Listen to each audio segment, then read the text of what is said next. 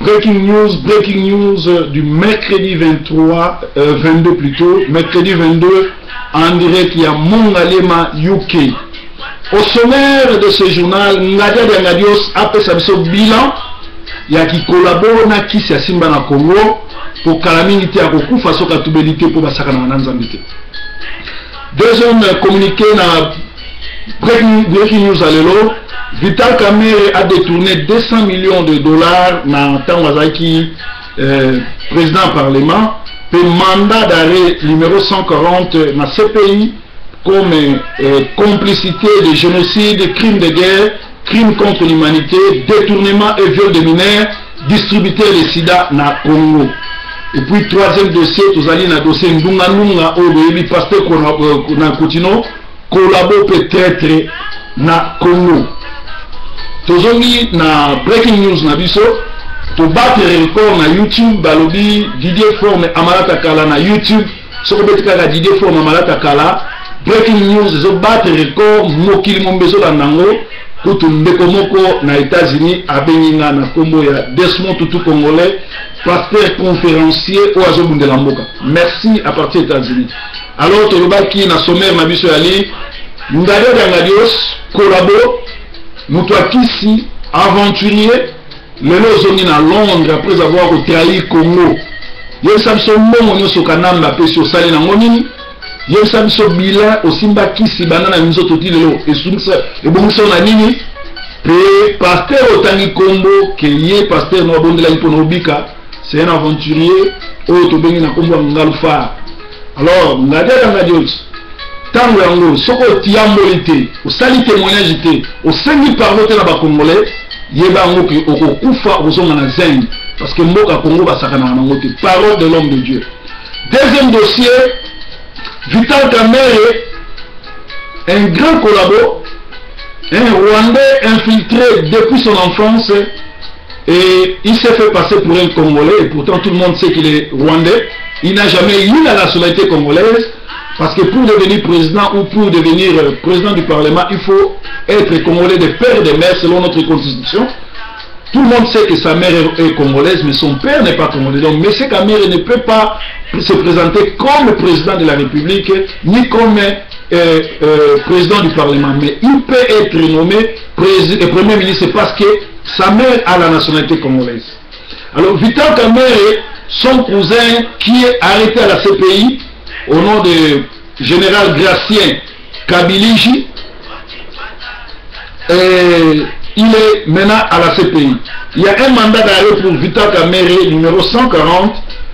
La CPI les convoque pour complicité de génocide, crime contre la guerre, crime contre l'humanité, détournement et viol de mineurs, distributeur de sida. En réalité, Vital Kamerhe a le sida, il est distribué à Kinshasa.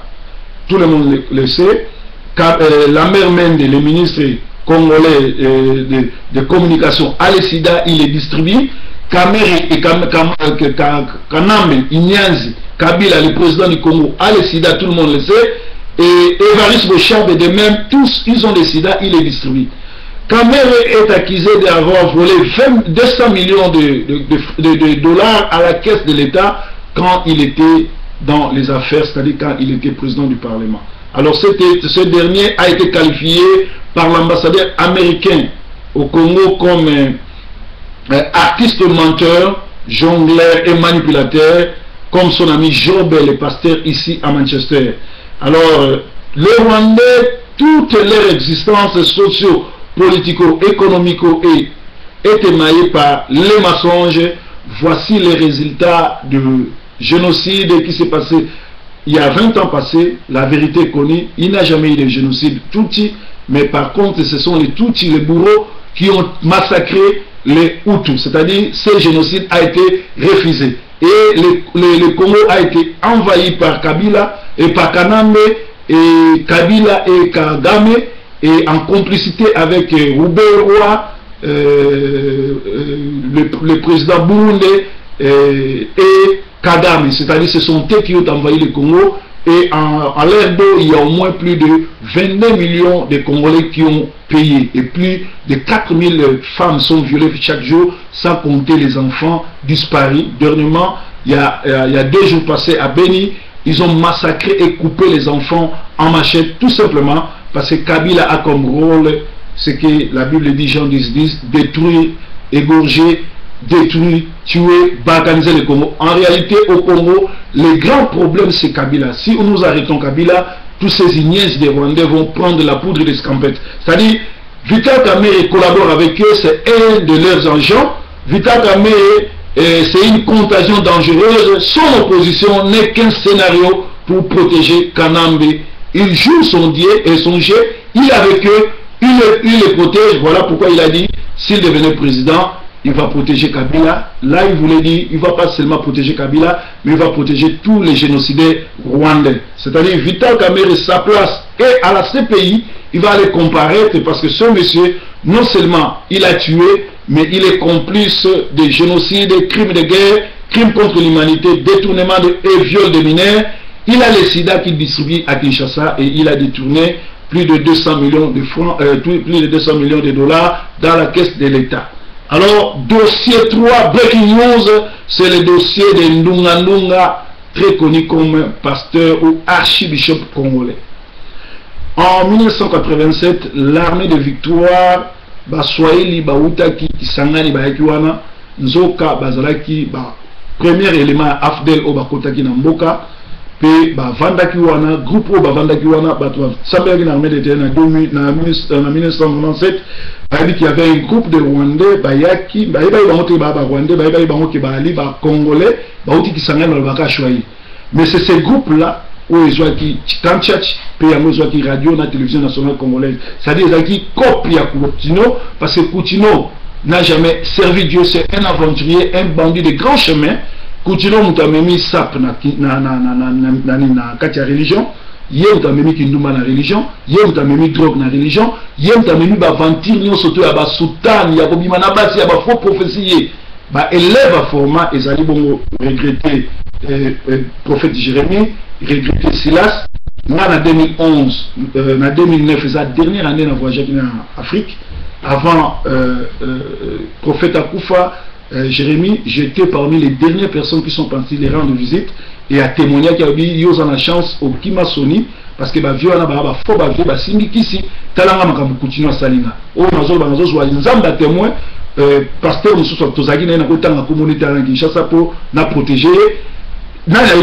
Jérémie a dit Coutinho mutu atie bango na erreur, Coutinho mutu abomisi bango. Donc Coutinho abomisi ba jeune prophète ebele na Kinshasa, Coutinho mutu amemi pagaille. Alors Afdel po kota na Congo asombaki ba pasteur nyonso, ezala Mutombo Kalombo, ezala Kinzamina, ezala Kankenza, ezala Général Soni. D'ailleurs na église à Général Soni to kina okuta kuna bakuta ba carte d'électeur vierge. Ezala mukuna oyo lelo comme président soko na zimbongo ezaba mbongo oyo kanamba pesa gibango. Alors Coutinho asena libango mbongo ebele. Alors l'air after le koti ba comme kobinisa Coutinho nde yango a lancé ki mouvement Sauver le Congo. Awa nazolo ba information oyo muto apesi na ozali chef ya antenne ya aner ya tama Mobutu ayesina tuna papa ngwanda ayebi lisolo oyo yango monaki na tango ya Mobutu bakangaka Coutinho ke na ba arme parce que bas soupçonnaki ye kazali kokotsa ba arme azaki na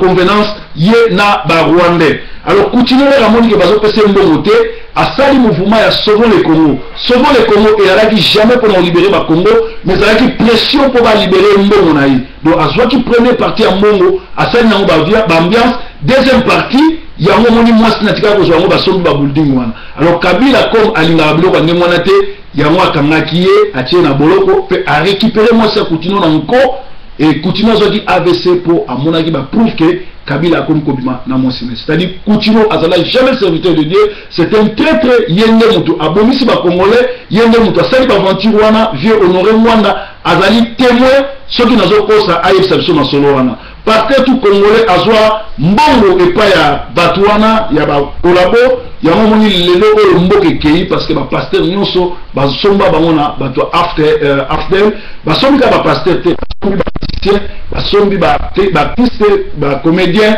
ba sombi ba chanteur ba sombi ba tona nyonso tout ya mona ngadiadia o azongi lelo na Londres azalaki moko ya bato bazwaki ba jipe bazwaki ba mbongo na Congo mpona ba élection oyo basalelaki Kabila. Alors apesa biso bilan ya mbongo wana asali nango nini pe nyonso tu wana eke wapi. Alors biso tozosenga na bana na Congo partout bozali boyamba Coutinho te lokola libérateur to lokola combattant, mais Coutinho azali un aventurier, un bandit de grand chemin, un collaborateur à Kabila oyo aye pour détruire Congo. Awa nazo benda boketu premier matoi boketu premier olingi mboka na yo ozosalela musala mboka, mais yeba ke combat eza différent na swede ndenge okokamba swede yango te okambela combat boyamba n'importe qui te bozalaka tianga te. Tala chez Koko ayaki infiltré oyo mosusu ayaki wana abota azalaki mobali ya nani mwana Kabila infiltré, c'est-à-dire na ngongo oyo baye na mbongo ebele bapasteur nyonso tu baprésident bacommunauté nyonso basombi bango baprésident bapasteur nyonso tu na France ezali bongo Shungu basomba ye na Belgique nani Mutsebele basomba ye nani Coutinho basomba ye na Angleterre ezali na Angleterre eza Max na nani na Nkosi na Germany ezali bongo Martin Dongala. Siko botala Coutinho makambo asala bakulu na liboso babima na Kinshasa Coutinho mutabunisa bango. Coutinho abonisi combien de bajene na Sauvons le Congo na ye, combien de bajene abimisa bango bakulu na, combien de bajene mukumobile abimisi pe abomi bango nyonso baza bato bazwi mbongo pe Kabila. Alors eloko nini tokosala po komba réussir tokanga bapasteur bakolabo oyo baza bajean aner na poto bateya lisusu te bandimi nyonso bakoma bacombattant. Soki bapasteur bacombattant bakomi koteya tokochange mpe tokorevolutionne mboka nde tokokita na Kinshasa tokendobengana barwandais. Soki tosali mouvement oyo te, soki bapasteur nyonso bakolabo oyo bazodrene bato tokangi bango te toempêche bango bateya sango malamu te, ndeko na biso tokosouffrir tokolela parce que bula barwandais eza barécupérer mboka bainfiltre armée bainfiltre baservice baespionage bawad baservice secret tout lelo oyo eza barwandais armée barwandais bana mura baoboma bakongolais barwandais. Alors congolais telema mpona Congo na yo mboka ekei po biso moko tozokroire na benemi. Coutinho aza mutu na biso te, Coutinho azali ennemi à Congo. Coutinho faut se repentir, soka se repentir te akokufa ndadela soka tato isolo te akokufa. Bapasteur ono sur la tangi Congo Shungu na Paris, Mutsebele na Belgique, Martin Dongala Mars Gosi soki boyamboli te Jean na Manchester ami personnel ya nani ya Kamere soki boyamboli te ama qualité à serviteur de Dieu ama qualité à loin de Dieu nzambe akojije bino ka obeta bino. Alors message ya lelo zaki ya mwana donc bokeba na bato wana nyonso to ba kolabo eza na Hollande eza na wapi baza batu oyo bandimi kosalela satana. Breaking news eza pona bino. Merci na bato nyonso bazo contacter biso, merci na bato anero ba contacter na Bruxelles pour on peut savoir information oyo bofongola misu parce que Congo na biso ezali indépendant mais toujours bénéficier na moté. Baba